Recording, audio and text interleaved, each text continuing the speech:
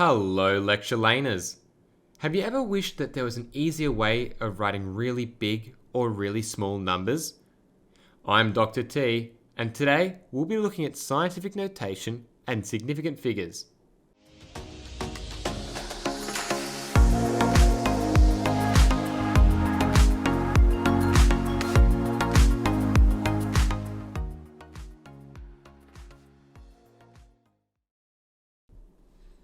So first of all, let's talk about significant figures.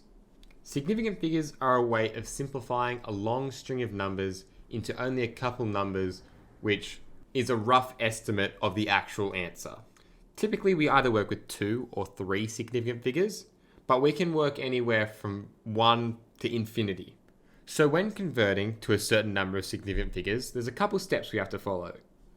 The first thing you want to do is identify the number of significant figures that you've been told to identify. In the question in front of me, we have 3 significant figures. So what that means is I'm going to underline the first 3 digits of my number. The next thing I've got to do is look at the number directly after the ones I've highlighted. In this case, that's the 7. Now, depending on what this number is, changes what our final outcome will be. If the number is between 0 and 4, then it does not change our number. If the number is between 5 and 9, we have to round up.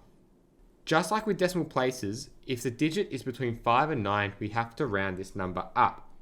As this is a 7, what that means is we're now looking at 3,430. We had to round up to the next nearest 10. And that's how you convert to significant figures. Another question might be 0.00456. Well, we're going to follow the same process. But now note how there's so many zeros in front of 4, 5, and 6.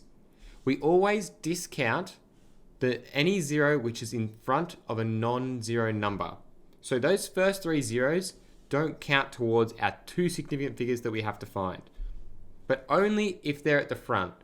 Zeros, which are in the middle of the number, still count as significant figures, just not the ones at the front. So our 2 significant figures are 4, 5. And our determining number, if it gets rounded up or stays rounded down, is the 6.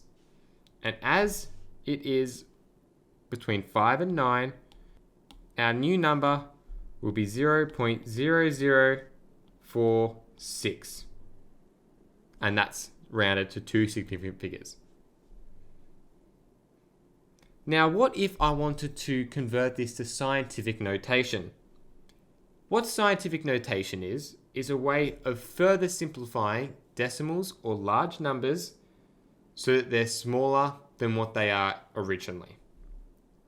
How we convert to scientific notation is we move the decimal place to after the first non-zero number. In this case, we're moving it 3 times to the right. Now, we can't just leave it like this because otherwise we've changed the number itself. What we have to do is times it by 10 to the power of something. And what it is to the power of depends on how many times we move that decimal place. Now, because we moved the decimal place to the right 3 times, that means it's a -3. If we move the decimal place to the left 3 times, it would be a +3. Let's go through another example. Let's say I've been told to round 123,453 to 3 significant figures using scientific notation. Well, the first thing I'm going to do is round to 3 significant figures.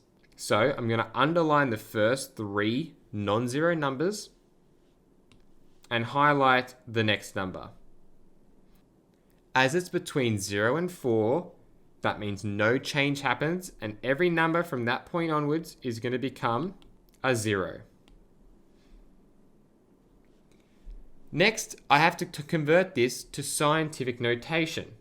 So our decimal place is currently in the last spot. And I'm going to move it 3, 4, 5 times so that it's just after the first number. So what that'll do is make it 1.23 times 10 to the power of 5. Because I moved the decimal place 5 times, and this time I moved it to the left, so it's a positive 5. So that's how I use scientific notation and significant figures. Let's give you some practice problems.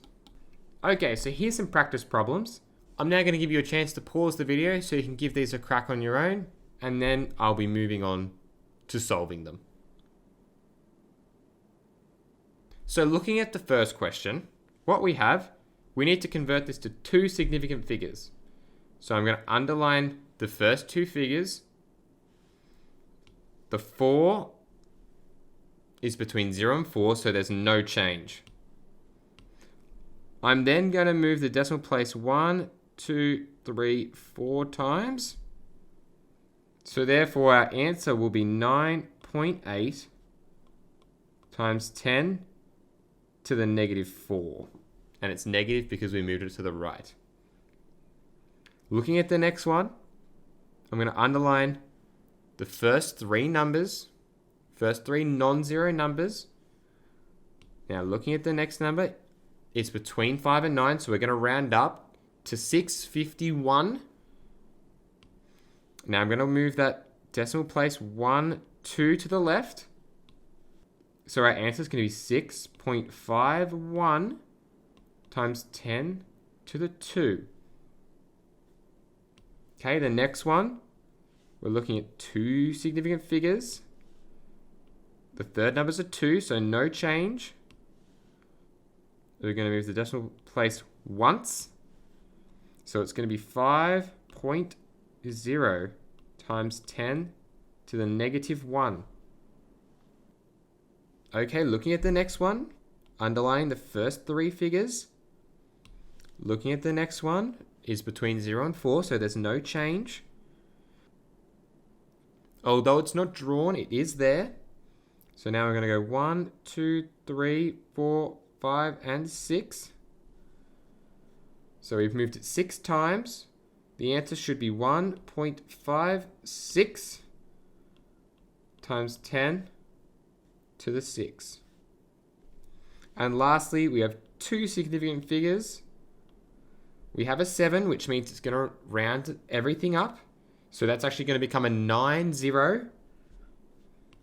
And we're going to move the decimal place 1, 2, 3, 4 times.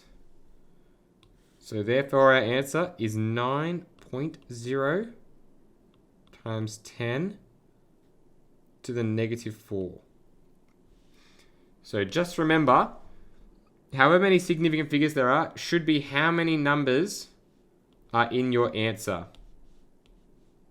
If they're not, you'll have to double check your working out. Alright, that's all from me. Good luck with everything. Please like and subscribe, and I'll see you in the future.